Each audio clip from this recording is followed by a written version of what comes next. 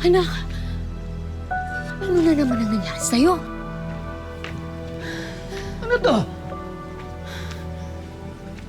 Ano nakapagbasagulo ko na naman? Tay, sila naman kasi yung nauna eh. Kahit na!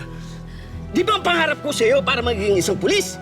Pero mukhang ang pupuntahan mo ay maging isang kriminal! Mahal, ang presyon mo baka tumaas na naman. Magsabihan mo yung anak mo! Yan ang papatay sa atin! Ikaw, kapag hindi mo inaayos ang pag-ugali mo, sa kulong ka babagsak! Kakausap ko ang teacher mo kanina. Tanggal ka na naman daw sa eskwelahan. Hindi ka ba nahiya sa amin ng nanay mo? Gusto hindi mo pinahalagahan ang aming sakripisyo para buhayin ka, para bigyan ka ng magandang kinabukasan. Tay. Tay. Pasensya na po. Hindi ko na po ulitin. Eh, hindi naman ang sinabi mo sa amin dati, di ba? Binigaw mo kami ng nanay mo eh. Hirap na kami sa pagtataguyod ng pamilya natin. Huwag kang maging pabigat!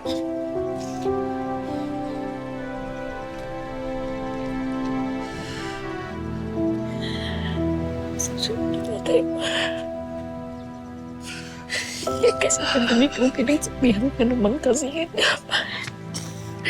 Tignan mo nangyari sa'yo. Tignan mo. Ayan.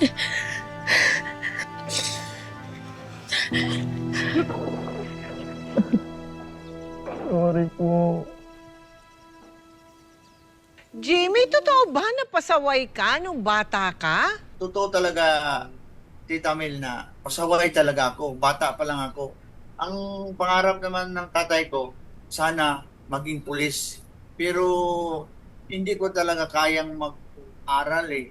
Passive lang sa akin yung nag-aaral ako kasi para makikita naman sa mga batchmate ko noon na si Jimmy pala nag-aaral. Pero sa totoo, hindi talaga kaya. Kwento mo sa amin ngayon, yung napakahirap na pagpunta mo sa Malaysia. Ano nangyari?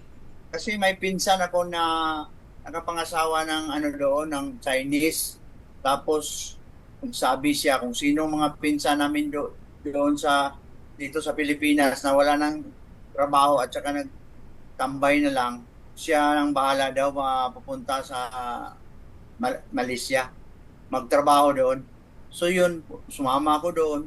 Trabaho namin, nagtatanim kami ng liso ng palm oil. Nasangkot ka sa pagtutulak ng droga. Paano? Paano ka nasangkot? May kaibigan ako na Pilipino din, kasama ko rin sa trabaho noon. Doon ako nagsama sa kanya. Hindi ko alam na nagagamit pala yun ng shabu. Tapos doon tinuruan niya ako. Tapos nililibre niya ako. Tapos tinuruan niya ako kung paano mag-deliver, magtagtag sa mga sa mga customer namin doon.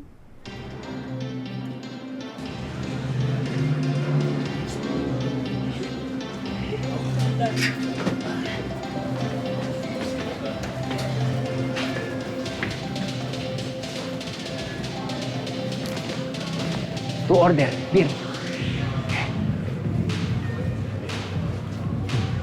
Salamat, ha? Ayos dito, pre, ah. Tsaka big time ka na talaga ngayon, no? Hindi ka tulad nung sa bukid nun. Pre, baka naman pwede mo akong tulungan na makahanap ng racket dito. Mahina kasi yung kitaan dun sa plantation.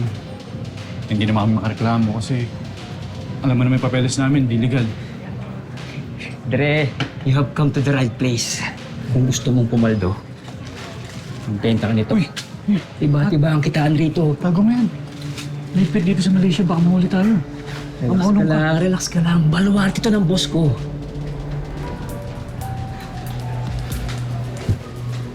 Boss! Boss! Boss! Boss, sit! Sit!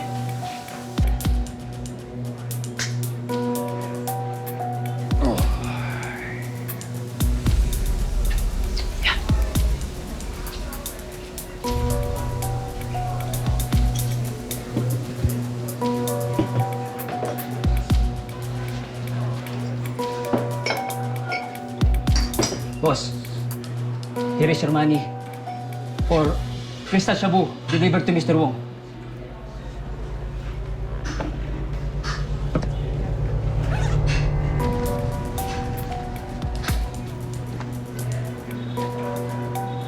Very good.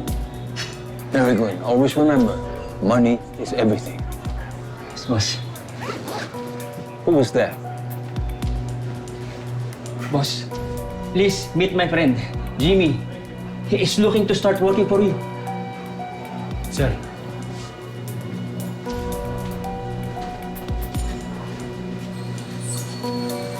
So you are from Philippines.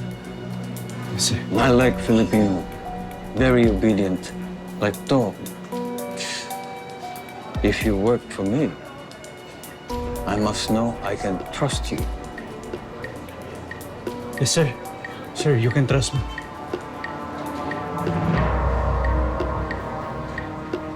You are illegal. I can tell.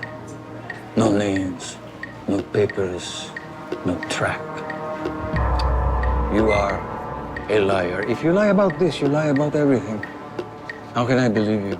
Sir, I can prove that I can be trusted, sir. I can work very, very hard, sir. Please give me a chance, sir. I need this work. I need money, sir. Sir, ayoko magutom. Parang awan niyo na, please. Sir, give me a chance, sir. You can trust me. Please. Sir.